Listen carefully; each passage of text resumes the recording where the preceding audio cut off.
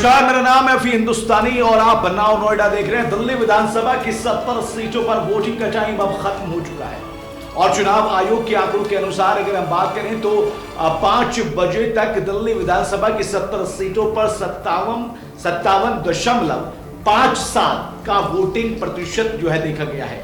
और सबसे ज्यादा अगर वोटिंग की बात करें तो मुस्तफाबाद में सबसे ज्यादा वोटिंग देखी गई है और हाईएस्ट परसेंटेज जो वोटिंग की निकल कर आती है वो मुस्तफाबाद से निकल कर आती है। दिल्ली विधानसभा की 70 सीटों पर सुबह चुनाव जो है मतदान जो है वो शुरू हुआ और अब जाकर खत्म हो चुका है। कहां पर कितनी वोटिंग हुई है और कितना सबसे ज्यादा हाईएस्ट वोटिंग कहां पर हुई है मैं आपको थोड़े से आंकड़े बता देता हूं, क्योंकि 5 तारीख थी, आज 5 तारीख को मतदान होना था, मतदान संपूर्ण हो चुका है। 8 तारीख को दिल्ली विधानसभा के जो नतीजे हैं वो आ रहे हैं। अब एग्जिट पोल की बारी भी लगातार आपको देखने को मिलती रहेगी, एग्जिट पोल लगातार आते रहेंगे।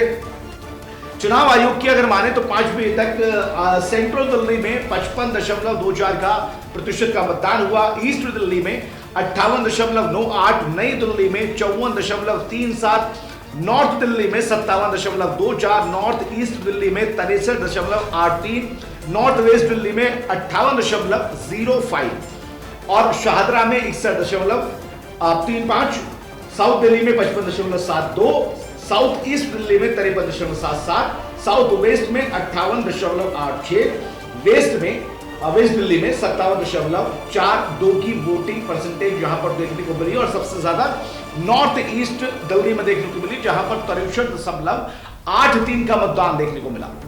आज सुबह जब मतदान शुरू हुआ तो दिल्ली में तमाम राजनीतिक चेहरे अब वोट की अपील करते हुए नजर आए। वोट की अपील करते करते अब बड़े चेहरे जिनके दिल्ली में वोट है वो वोट डालकर भी आए। अरविंद केजरीवाल, प्रियंका गांधी के साथ में उनके हस्बैंड राहुल, उनके हस्बैंड जो है वो रॉबर्ट वाड्रा, उनके बेटे और तमाम बड़े चेहरे जो है वो वोट डालते हुए नजर आए।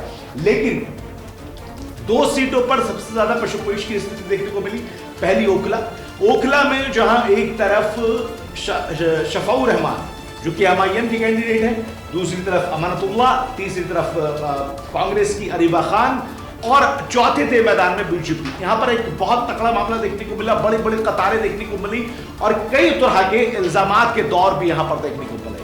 आम आदमी पार्टी के नेताओं ने तमाम तरह के इल्जामात लगाए। उन्होंने कहा कि चुनाव आयोग जो है यहाँ पर संज्ञान नहीं ले रहा है, यहाँ पर वोटिंग से रोका जा रहा है, बैरिकेडिंग की जा रही है। सोमनाथ बापी ने इल्जाम लगाया कि बैरिकेडिंग से लोगों को रोका जा रहा है। और सीलमपुर से खबरें आई कि बुर्के की आड़ में जो है खबर ये आई कि बुर्के की आड़ में गलत तरीके से वोटिंग वहां पर की जा रही है, अवैध वोटिंग वहां पर करवाई जा रही है।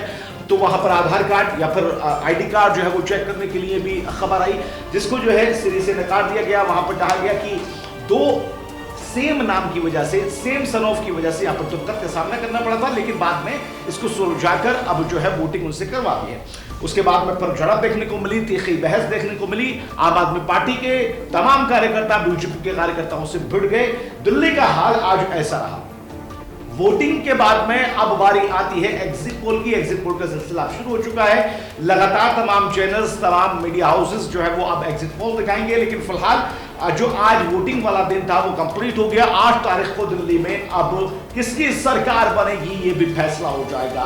दिल्ली की जनता ने आज वोट दिया, अपने मताधिकार का इस्तेमाल किया, अपने मत को जो है अपने पसंदीदा कैंडिडेट को देकर आए और तमाम पार्टियां इस बात को कहती हुई नजर आई, तमाम बड़े लोग इस बात को कहते हुए नजर आए कि अपने मताधिकार का इस्तेमाल करें और घर से बाहर निकलकर वोट दें और हिस्सेदारी दें अपनी, ताकि दिल्ली में एक सरकार जो है वो बन सके। किसकी सरकार बनेगी ये तो 8 तारीख को पता लगेगा, लेकिन फिलहाल 5 बजे तक का आंकड़ा 57.57 तक की वोटिंग प्रतिशत की वोटिंग दिल्ली में हो चुकी है।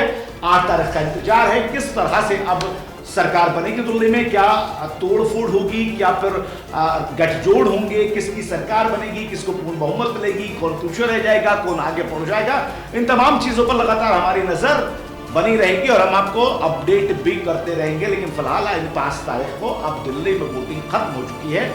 अब बारी सिर्फ रिजल्ट की है, इंतजार जो है वो रिजल्ट का है। देखना होगा कि दिल्ली की जनता ने किसके सर पर सजाया है जीत का सेहरा, किसके सर पर सजाया है जीत का ताज और किसको मिली है मात, ये देखने वाली बात होगी। 8 तारीख को नतीजे आएंगे, उससे पहले कोशिश करेंगे कि नाउ नोएडा अपना ओपिनियन पोल जो है वो आपके सामने रख सके। फिलहाल दीजिए मुझे इजाजत। देश और दुनिया की तमाम बड़े खबरों के लिए लगातार आप जुड़े रहिए नाउ इंडिया के साथ में। नमस्कार, आदाब।